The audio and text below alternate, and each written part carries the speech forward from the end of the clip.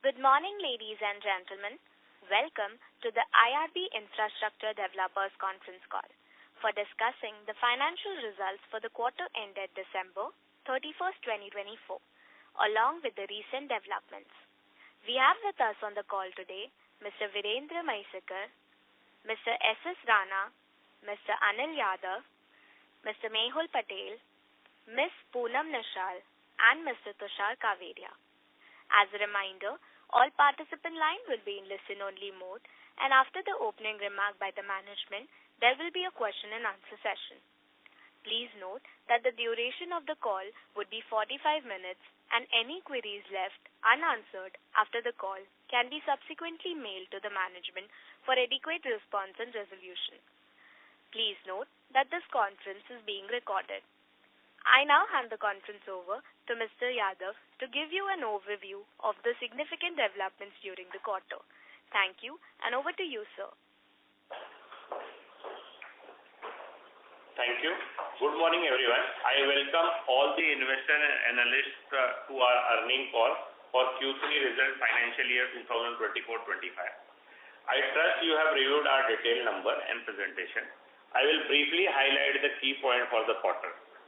Private InvIT, IRB Infrastructure Trust, has issued preliminary and non-binding offer of its matured asset to the public InvIT, that is IRB Infrastructure Fund. As of September 24, the enterprise value of offered asset is 15,000 crores as outlined in the independent valuers report of the private InvIT.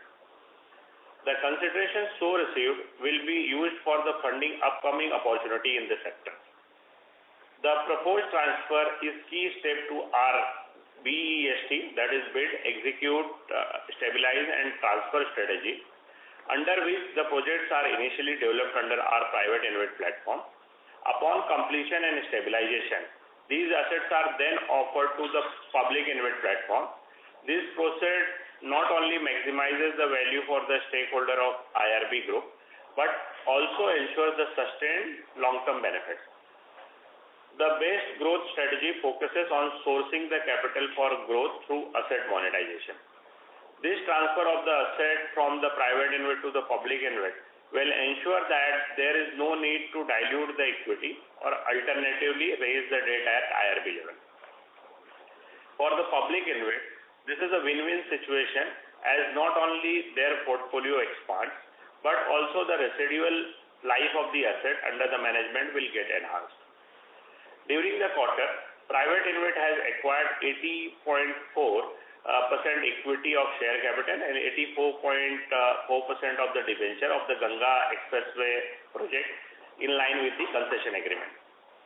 The project has already received 3 tranches of grant, that is 8.7 billion out of 17.46 billion from UPETA. We are happy to inform that the project is progressing as per the scheduled timeline.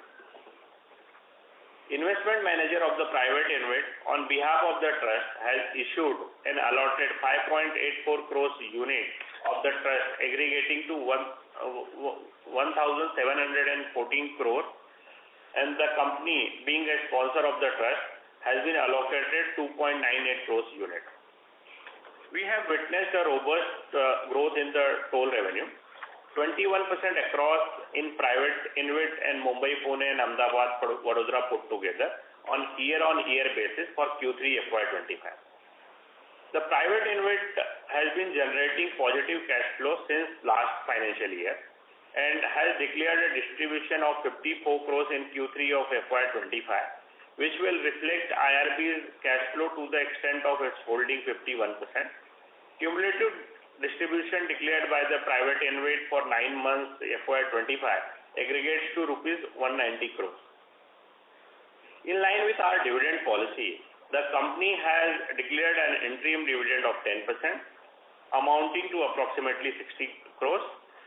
Total dividend for 9 months FY25 aggregates to rupees 181 crores.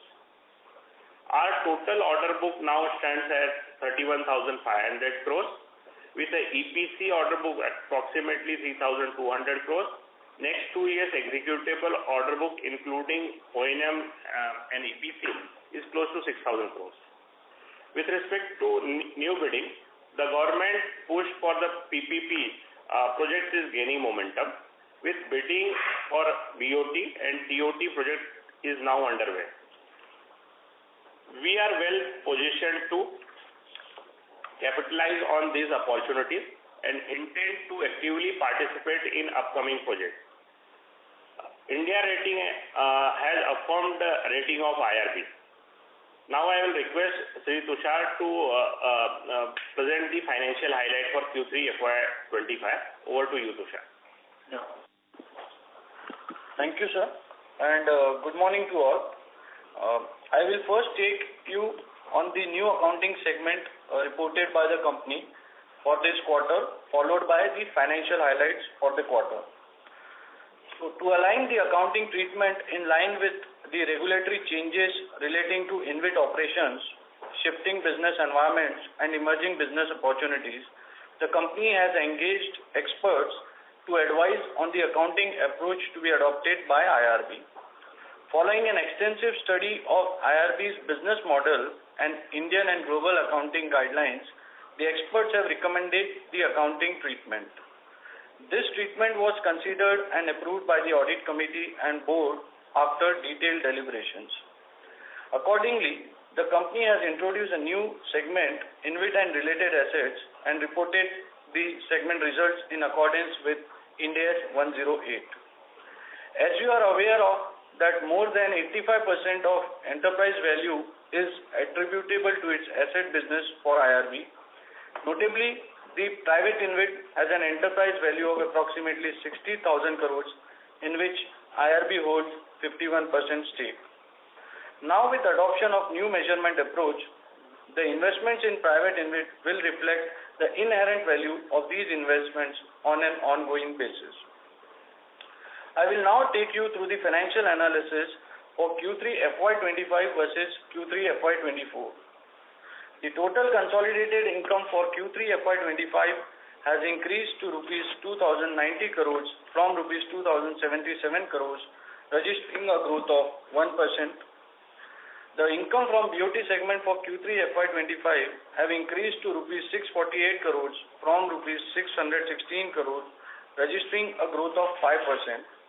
The income from InvIT and related asset segment for Q3 FY25 have increased to rupees 245 crores from rupees 267 crores, registering a growth of 267%. The income from construction segment for Q3 FY25 have decreased to rupees 1,133 crores from rupees 1,353 crores, down by 16%. The other income for Q3 FY25 have increased to rupees 64 crores from rupees 42 crores, an increase of 52%. EBITDA for Q3 FY25 increased to rupees 1,049 crores from rupees 978 crores, registering a growth of 7%. Interest cost is increased to rupees 461 crores as against 433 crores, an increase of 7%.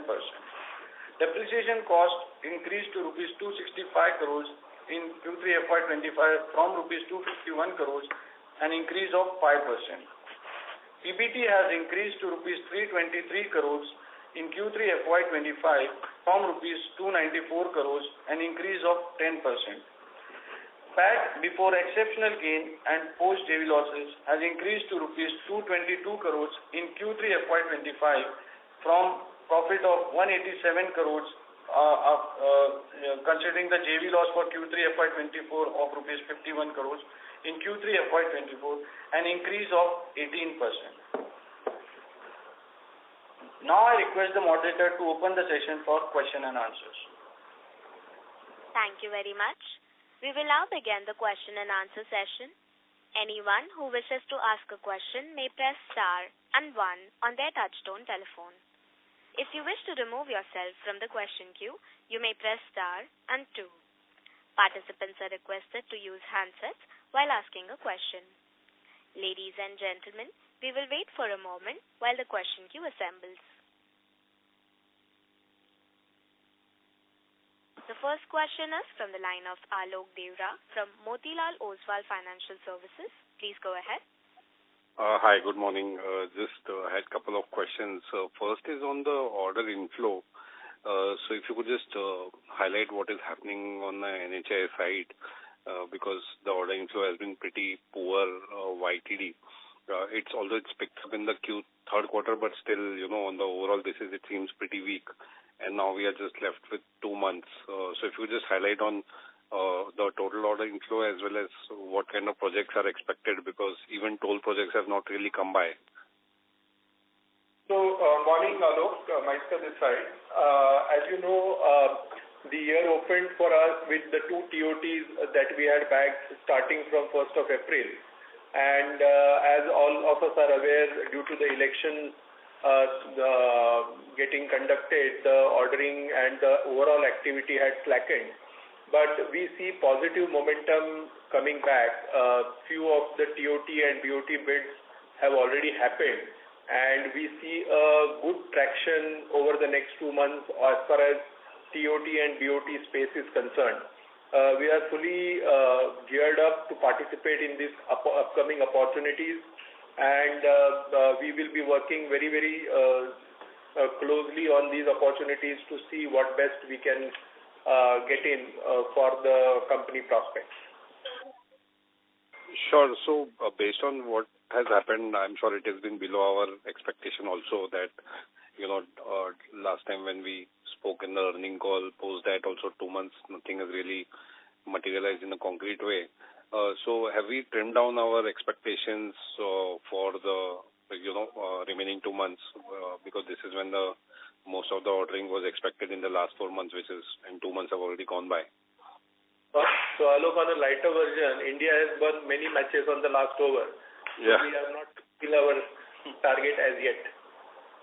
Sure. We stay tuned with the same target number even now. Absolutely. And after this, the reclassification exercise which we have done, so now the recurring number will be the gain from InvIT and everything will be counted in the revenue part. So the classification would look like this only, right? How it's given in the P&L. And just that the 58 billion of one-time this thing will go away from next quarter onwards. Yes, Alok, you are correct. This will be a recurring nature.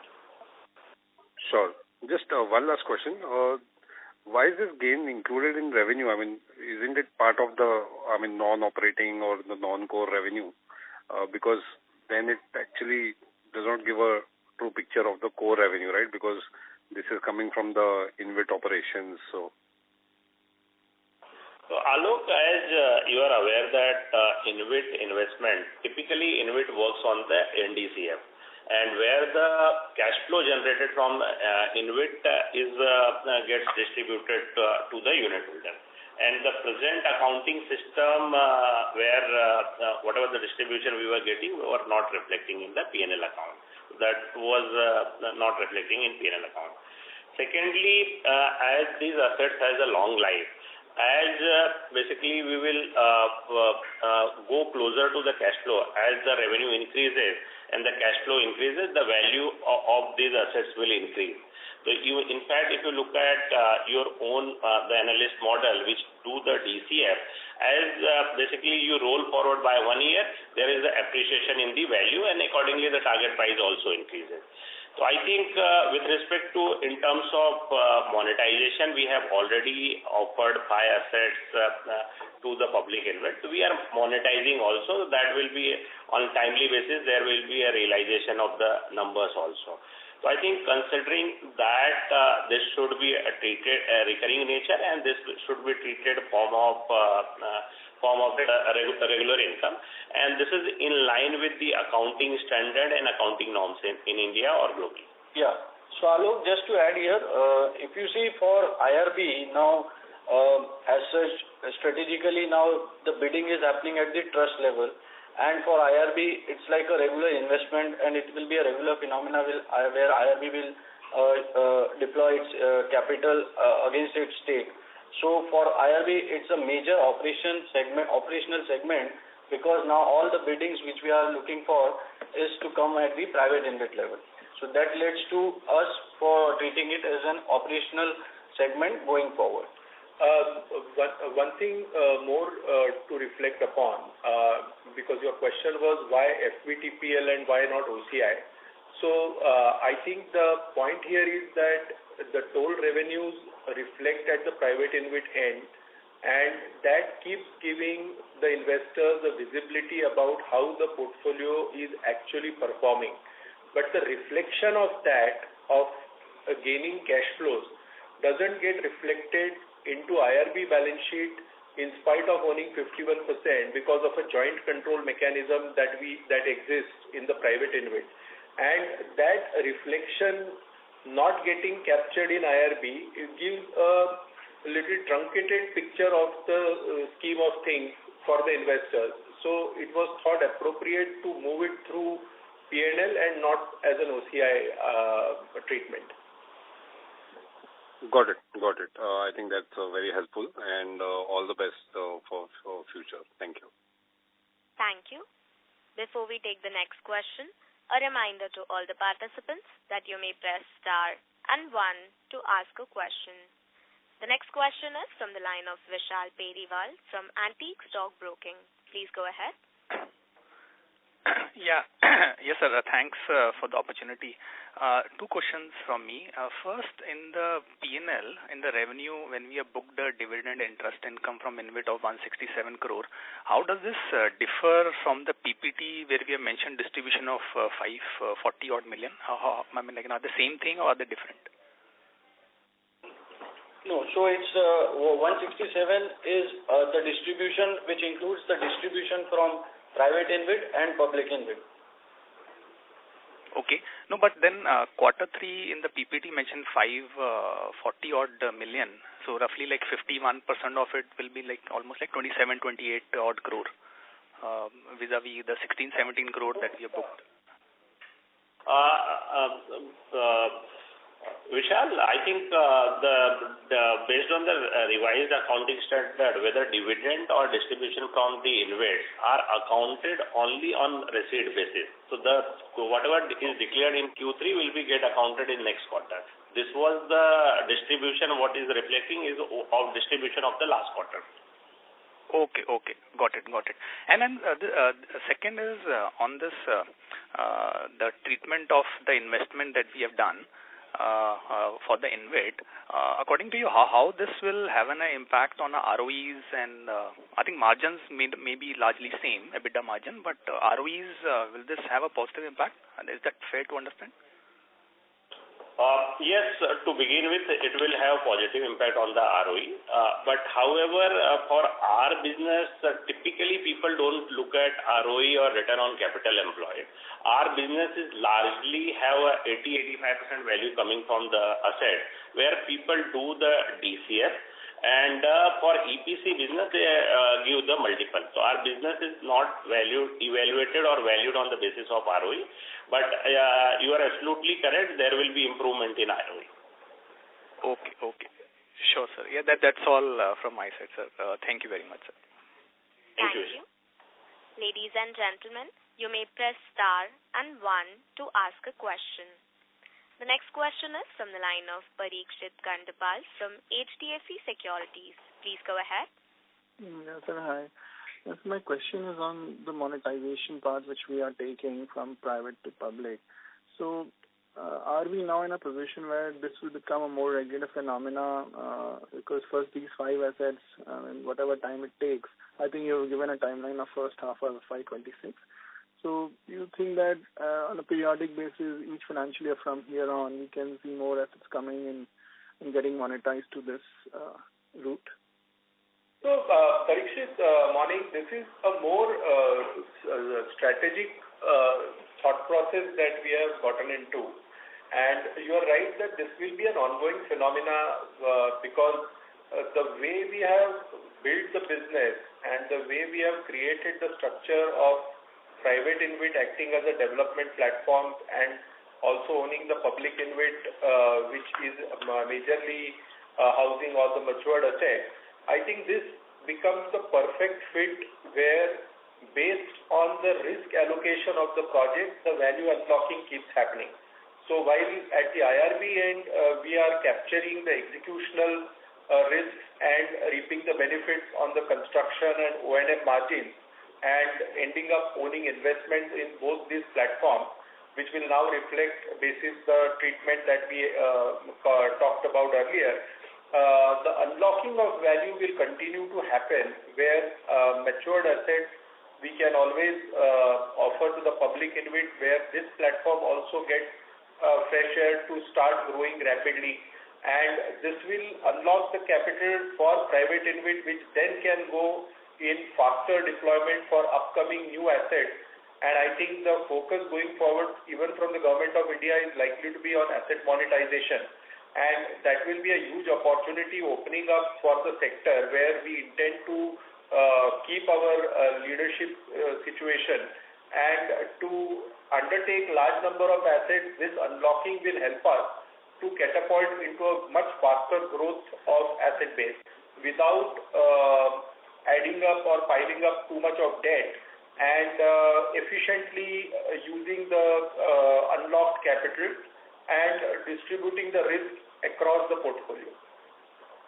So what kind of annual inflows or monetization potential do you think on a near to mid-term can it generate for you, which can come in as a growth capital for your BOT and other assets? So let's look at it this way, that the first tranche of assets that has already been offered to public InvIT is having an enterprise value of around 15,000 crore.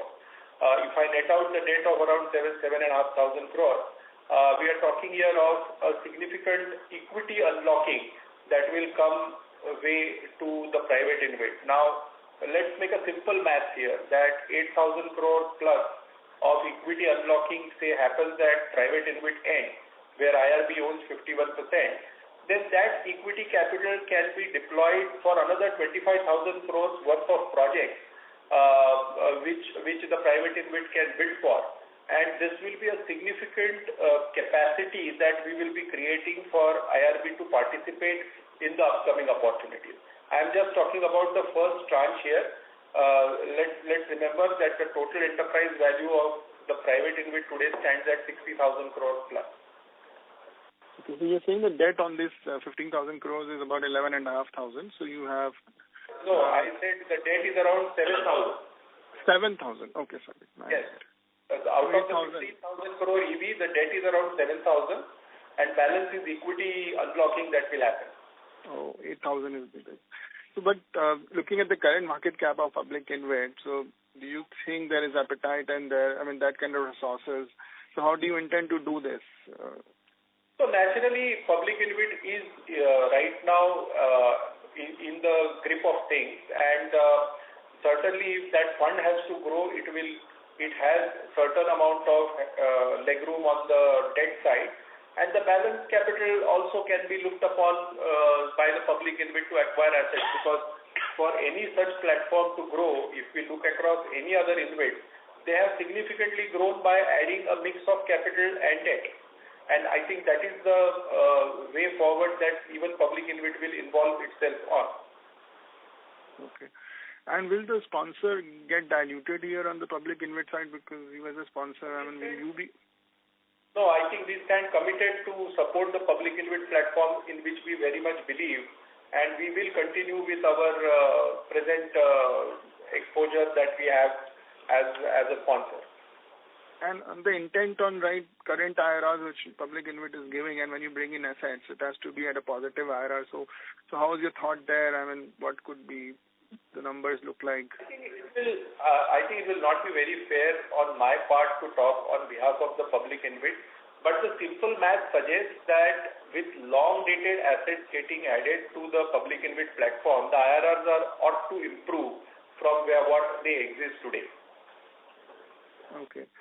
And sir, on the BOT side, we have been hearing the bid getting postponed. I think multiple times that has happened, like Gwalior and other bids. So, when do you think, why is it happening, and do you really think that this year we will see the light at the end of the tunnel in terms of bids happening? As I hear that these are really large bids, like 4,000, 7,000 crores in that ballpark size. So, do you think that they'll see the light of this? So I think you have answered the question yourself, that these are large size bids and they are serious numbers. So you will appreciate that the sector here has consolidated, and it's serious players who are looking at bidding on these large ventures. And I think I would like to appreciate NHI here that rather than rushing through on bidding half-cooked projects, they are keen to answer all the queries that are being put across to them in a very, very scientific manner. Yes, that's taking time, but I think that will avoid a lot of accidents in future with all these bids getting properly evaluated and bid upon. So while the anxiety level can be understood that it's getting delayed, I am actually more happy that a more thought-through approach is being adopted, all right reasons are being provided to the bidding community, and post that the bid is taking place. So any freak bid or any accident happening, ending up in the project getting stuck at a later stage can be avoided by this kind of a studied approach. And I would like to appreciate the effort of NHI here. Okay. Sure, sir. Those were my questions. Thank you. Thank you. A reminder to all the participants that you may press star and 1 to ask a question.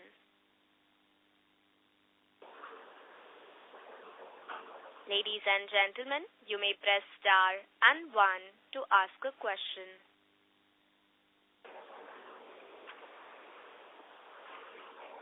A reminder to all the participants that you may press star and 1 to ask a question. As there are no further questions from the participants, I would now like to hand the conference over to the management for closing comments. Yeah, I think everybody is equally keen to go back to the TV screens and watch what the budget has to offer.